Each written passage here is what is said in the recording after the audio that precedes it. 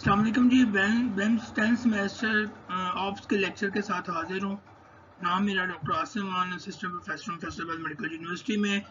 आपका अपना GCUF tutor channel के ऊपर प्लीज़ सब्सक्राइब कर दीजिएगा और बेल आइकॉन प्रेस कर दीजिएगा ताकि जो रूटीन की वीडियोज़ हैं वो आप तक टाइमली पहुँच जाए। और आज का जो लेक्चर है वो हम पढ़ेंगे नॉर्मल लेबर फिजियोलॉजी।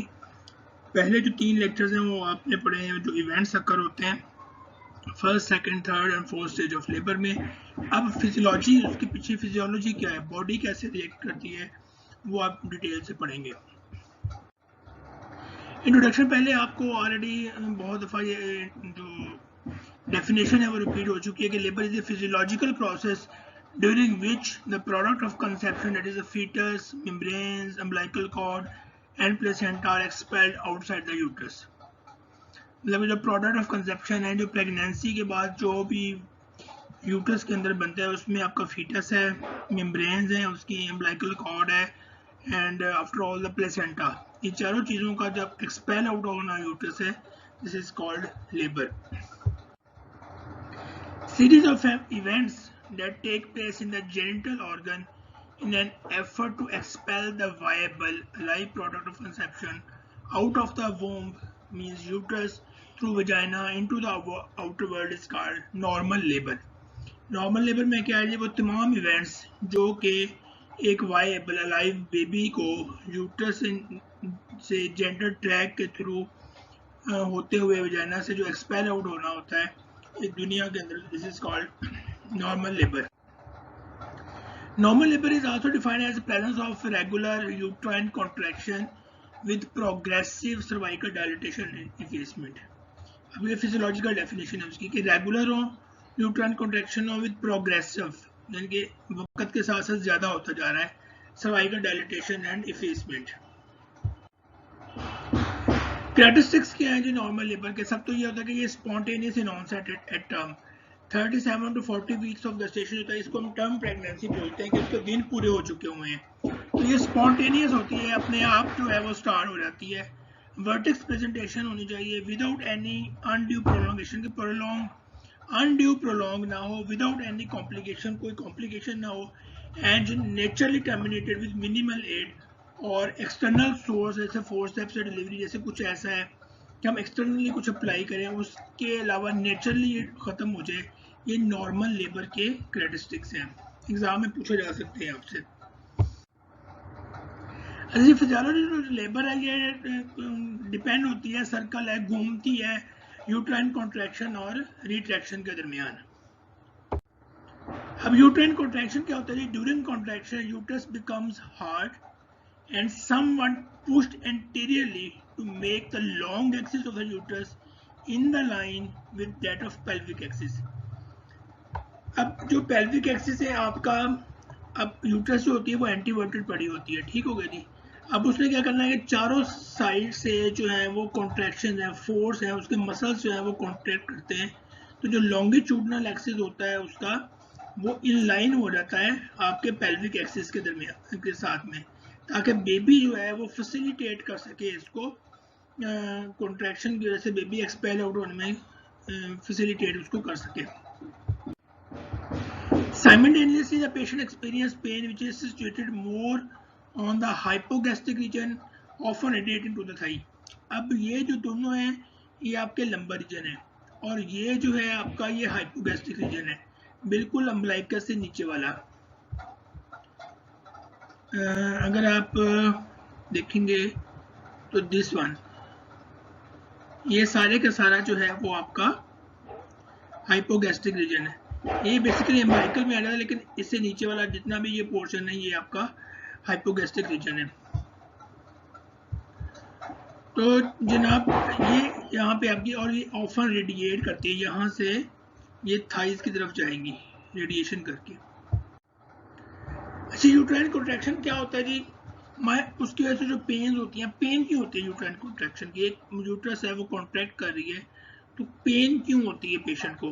बेसिकली ये मायोमीट्रियल हाइपोक्सिया होता है कॉन्ट्रैक्शन।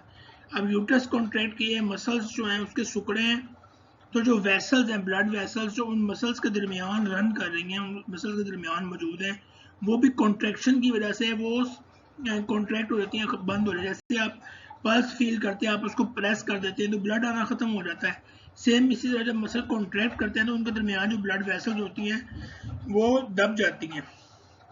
तो उससे क्या होता है, जो मायोमीट्रियम में मसल्स हैं उनको ब्लड की सप्लाई नहीं होती तो हाइपोक्सिया होता है, तो ये हाइपोक्सिक पेन है।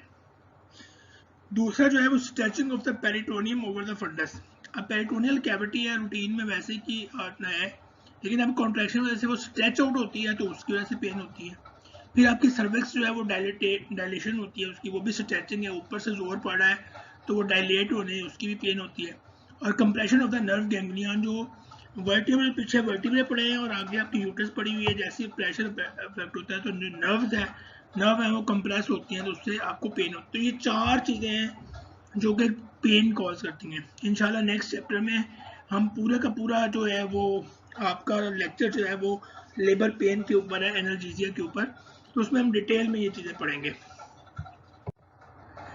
अच्छा जी, ये फिजियोलॉजी ऑफ लेबर है कि अंदर से जो होता है सारी बातें, अंदर आपका फीटस है, मेम्ब्रेन्स है, एम्ब्राइकल कॉर्ड पड़ा हुआ है, आपका प्लेसेंटा पड़ा हुआ है, यूट्रस जो है वो जितनी कैविटी ऑलरेडी एक्सटेंड हो चुकी हुई है, तो जब कॉन्ट्रैक्शन होती है तो फोर्स अंदर की तरफ लगती है और जो अंदर उसकी चीज़ें मौजूद है जैसे फीटस, एम्ब्राइकल कॉर्ड, वेसल्स हैं, सब कुछ वो डेफिनेटली उसको भी पुश आउट करती हैं।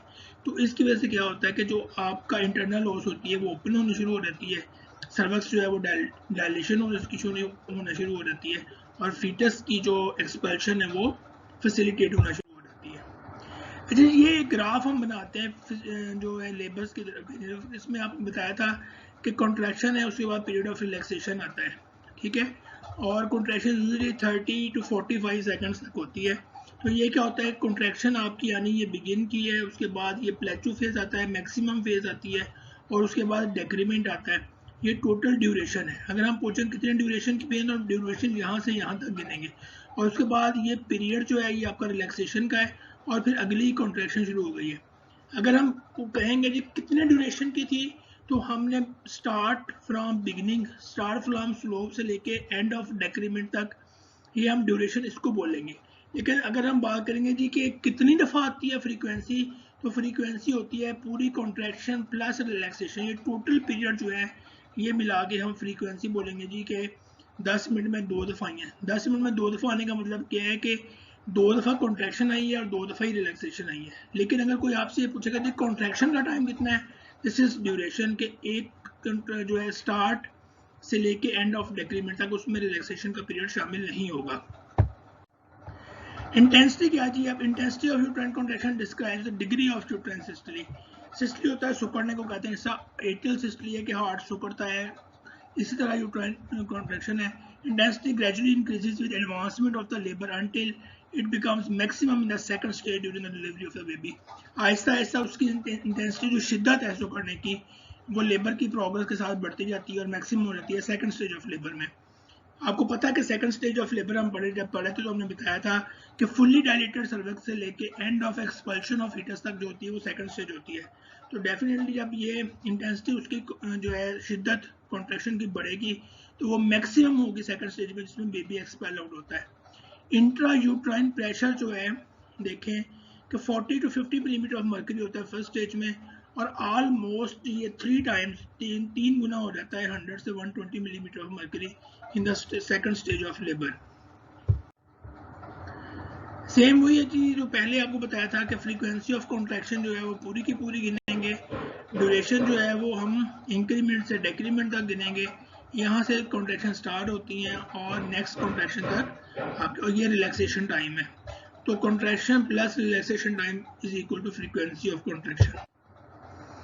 ड्यूरेशन कितना है जी, इन द फर्स्ट स्टेज, जो पहली फर्स्ट स्टेज ऑफ लेबर है, कहाँ से, लेबर पेन के स्टार्ट होने से लेके फुली डायलेटेड सर्विक्स तक, उसमें क्या होता है contraction last about 30 seconds initially. एक जो कॉन्ट्रैक्शन है वो 30 सेकंड रहती है, ठीक है। वो जो ड्यूरेशन मैंने आपको बताया था इंक्रीमेंट से डेक्रीमेंट तक वो 30 सेकंड का होता है, और ये आहिस्ता आहिस्ता वक्त गुजरने के साथ साथ जैसे प्रोग्रेस लेबर की होती है ये ड्यूरेशन बढ़ता जाता है, अनलेस जो होती है in the second stage contraction last longer then in the first stage. 45 second में ऑलरेडी बता रहा हूँ कि मैक्सिमम 30 से लेकर 45 सेकंड तक उसका ड्यूरेशन रहता है। अब आती है फ्रीक्वेंसी की बात, जो मैंने आपको बताई थी कि कॉन्ट्रैक्शन प्लस रिलैक्सेशन जो होती है वो फ्रीक्वेंसी होती है।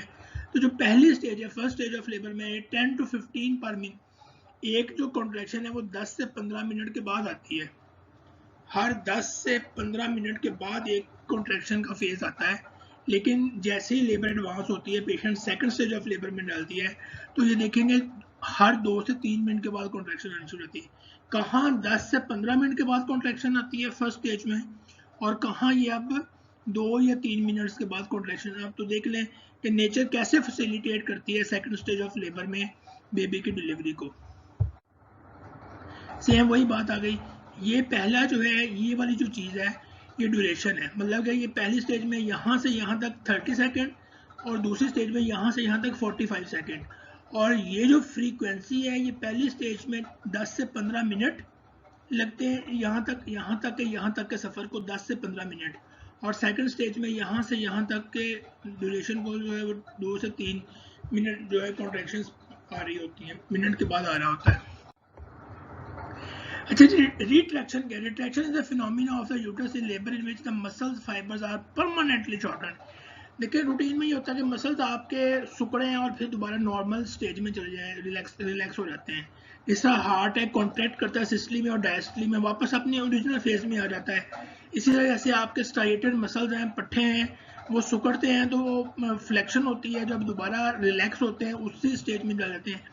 लेकिन यहाँ पे कुदरत ने रखा है कि कुछ जो है मसल्स फाइबर जो है यूट्रस के, वो ऐसे हैं कि जब वो छोटे होते हैं तो परमानेंटली छोटे रहते हैं, फिर वो बड़े अपने नॉर्मल फेज में नहीं जाते। इस फिनोमेना को हम रिट्रैक्शन कहते हैं। लेकिन ये रिलैक्स एक मसल है, माइमीटल मसल है, उसके बाद ये कॉन्ट्रैक्ट हुआ है, उसके बाद क्या हुआ, ये थोड़ा सा रिट्रैक्ट होकर इसने इलोंगेटेड हुआ है, होते होते होता ये अब परमानेंटली शॉर्टन हुआ है। अब ये दोबारा इस फेज में या इस फेज में नहीं आएगा। तो this is called retracted uterine muscles. Unlike any other muscle of the body, the uterine muscles have the same property.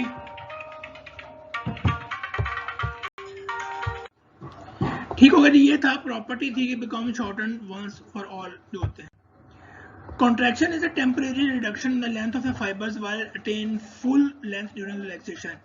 In contrast जो है रिट्रैक्शन होती है वो परमानेंट शॉर्टनिंग होती है, उसकी ऑलरेडी बता चुका हूँ आपको। अब क्या है जी, essential property in the formation of lower uterine segment and dilation and effacement of the cervix. Net effect क्या होता है कॉन्ट्रैक्शन और नॉर्मल लेबर का, कि इसमें जो यूट्राइन सेगमेंट होता है, लोअर यूट्राइन सेगमेंट होता है, वो बिल्कुल इन कंटिन्यूशन आ जाता है सर्विक्स के साथ। ये देखिए, ये नॉर्मल है आपकी, ठीक होगा जी, ये आपका एक्टिव सेगमेंट है, ये यूट्रस का पैसिव सेगमेंट है और ये सर्विक्स है।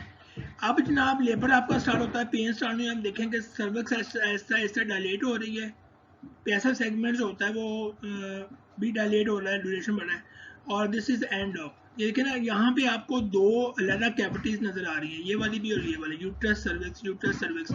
यहाँ पे जो कॉन्ट्रैक्शन और रिट्रैक्शन हुई है उसके बाद क्या हुआ है कि लोअर यूट्राइन सेगमेंट जो है आपका और सर्विक्स जो है वो आपको एक ही नजर आ रही है, जो कि इन कंटिन्यूशन हो गई है विद, और ये सारी के सारी हेल्प आउट होते हैं बेबी की एक्सपेल्शन में।